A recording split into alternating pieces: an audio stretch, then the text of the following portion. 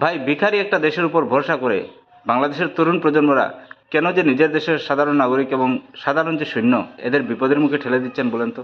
Saudi আরবের মতো একটা দেশ 56,000 পাকিস্তানি ভিখারিকে নিজের দেশে ফেরত পাঠিয়েছে। ভিসা দিচ্ছে না, বুঝলেন? ভিসা দিচ্ছে না, এরকম অবস্থা।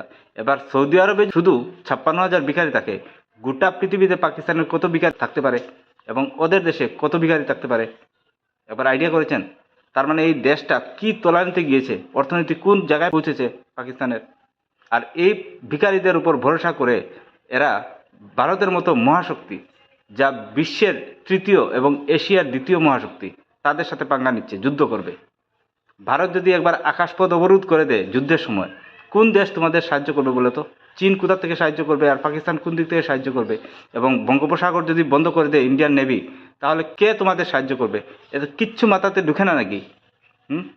তরুণ প্রজন্মরা এদের তো বুদ্ধি আরও বেশি থাকার কথা। এই কোথায় গেল এই তরুণ প্রজন্মের মানে বুদ্ধিগুলা? আমি এটাই বুঝতে পারছি না।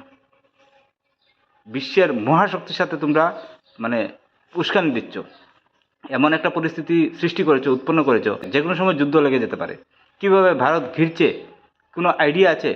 শিলিগুড়ি করিডোরে কতটা সামরিক ঘাঁটি ভারত সৃষ্টি মানে তৈরি করেছে জানো নাকি? কিছু খবর নিয়েছো? এবার মিজোরাম, এতে তোমাদের পাশে 50 কিলোমিটার দূর বাংলাদেশ বর্ডার থেকে, এখানে ভারত সামরিক ঘাঁটি তৈরি করছে। চারোদিক থেকে কিন্তু তোমাদের ঘিরে ফেলা হচ্ছে। কোনো কিছুর আইডিয়া রাখো? এগুলা শুধু উস্কানিতে আসবে না। এই ভিখারি দেশের উস্কানিতে আসলে নিজের দেশে বিপদ কিন্তু নিয়ে আসবে।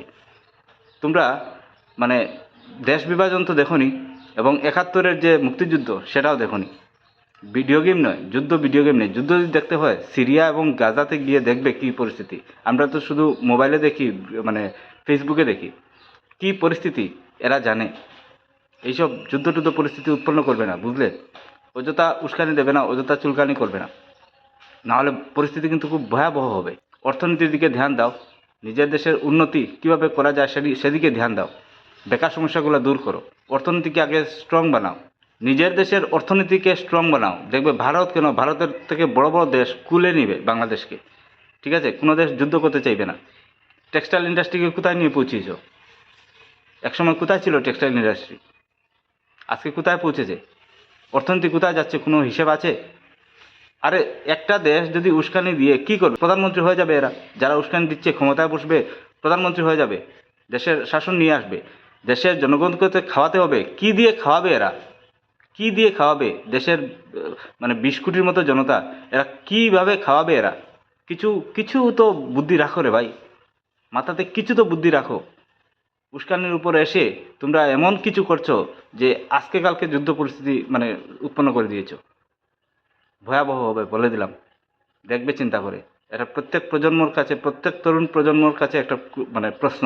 দেখো, ভারত বাংলাদেশের সাথে মৈত্রী সম্পর্ক রাখতে চায়। এতদিন কিন্তু বাংলাদেশের যে বর্ডার, সেখানে কিন্তু ভারত কিন্তু সামরিক ঘাঁটি বানায়নি, কারণ দরকার পড়েনি। ভারত ভাবেনি যে বাংলাদেশের মতো মানে একটা দেশ ভারতের শত্রু হতে পারে।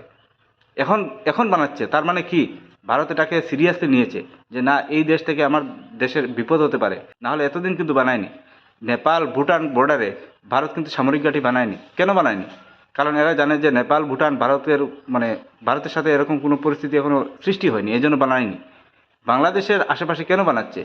কারণ বাংলাদেশকে নিয়ে ভারত এখন সিরিয়াস। এই যে পরিস্থিতি যেটা উৎপন্ন করেছো তোমরা, সেটা নিয়ে ভারত কিন্তু এখন সিরিয়াস, চারিদিকে ঘিরে ফেলেছে। তোমরা বুঝতে পারছো না, দেখবে চিন্তা করে। ধন্যবাদ। ভিডিওটা ভালো লাগলে একটু সাবস্ক্রাইব করে নেবেন।